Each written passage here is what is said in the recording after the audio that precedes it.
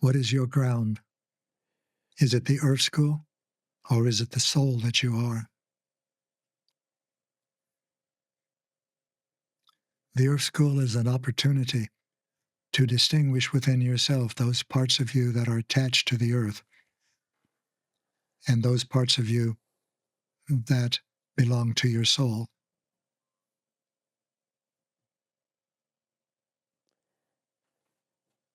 That's really deep, Gary. That's really deep. That's really, really deep. Yeah.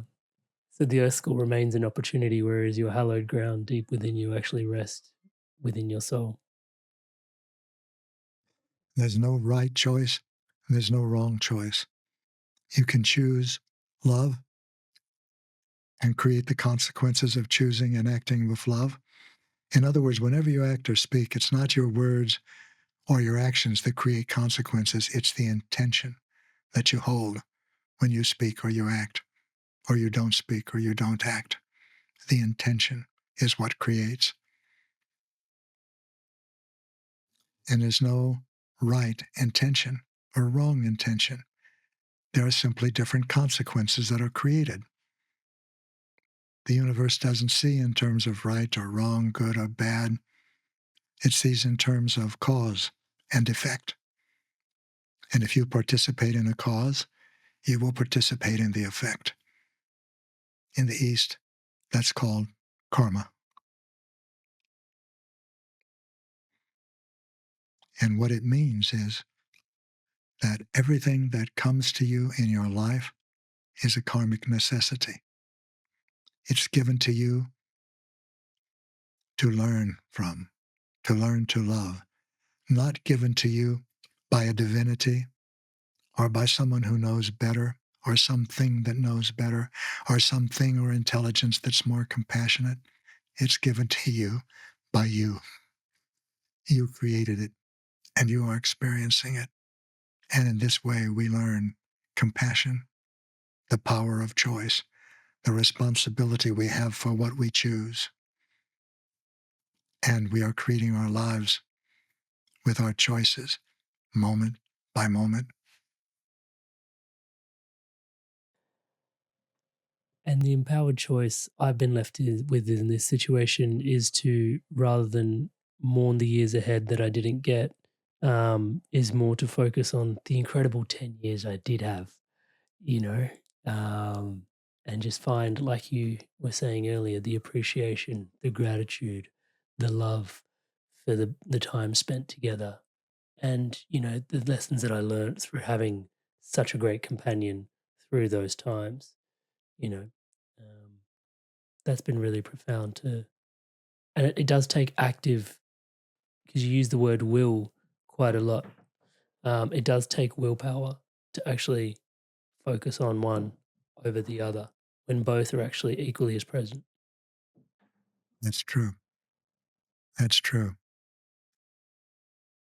And you will experience, if you have not already, which you may have, that only you can make that choice, that there's nothing at that point of choice that leans you in one direction or leans you in the other, leans you into a world of sorrow and loss and grief or anger or frustration, and the other that leads you into a world of appreciation and gratitude and fulfillment.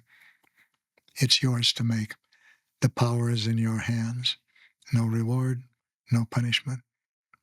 I first experienced that when I was moving through, moving into, through, and out the other side of my addiction to sex.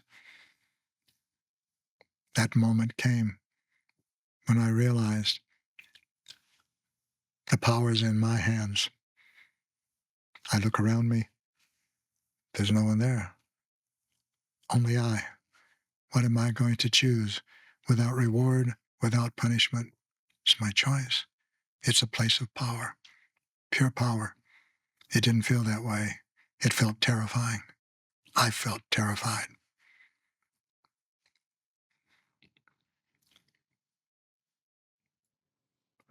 And also, I want to say, before we move too far forward, that what you're doing, I feel, is wise and compassionate for yourself.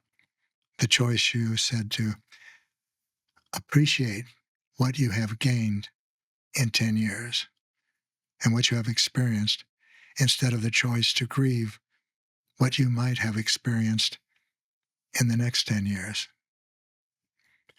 You're not given the frightened parts of your personality to submerge yourself into, but to learn from.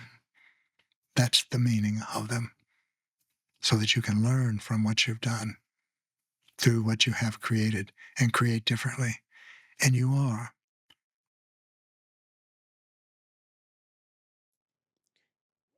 Thank you.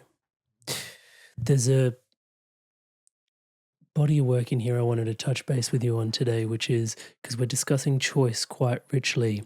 And you've mentioned the frightened part of my personality. And even I used the word gluttony, which you pointed out really neatly. And it was like, there's a judgment in there. And I wanted to talk to you today about judgment and discernment. And is there a difference between the two, or is one just masquerading as the other? Because I think sometimes we need a little bit of discernment to be able to make a choice, one way or the other for the will. I know it's a little bit semantics in here, but I think actually as we zoom in and try to do the inner work, there's a whole body of work that's waiting for us. In your opinion, judgment, discernment, and choice, how does that all work out together? Discernment is discernment. Discernment with judgment is attachment, is pain, is fear. You can see that somebody, for example, may be acting without integrity, perhaps has betrayed you. And that's what's happening. If you see it, you discern it, and you can respond with love instead of react with fear. If you see it and you judge it, how can he do that? What kind of a person is he? He says he's a Hindu. He says he's a Jew. He says he's a Christian. No, they don't act like that, but he does. He's going to hell. That is judgment. Discernment is simply saying that he said one thing and did another. You do not need to be the judge and jury of all that you perceive and experience. You do not know enough to do that. When you see somebody behaving in a certain way, you do not know what forces are coming to conclusion in that moment. When you judge that, you create negative karma for yourself, painful karma.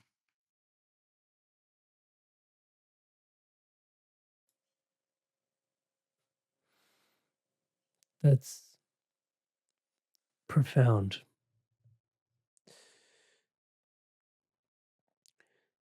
So we move through emotional awareness, responsible choice, to then consulting intuition as this third hallmark and pillar. Intuition is the voice of the non-physical world, and you have access to the wisdom and compassion that it makes available to you because you're multisensory. And you can ask questions to your non-physical teachers or guides.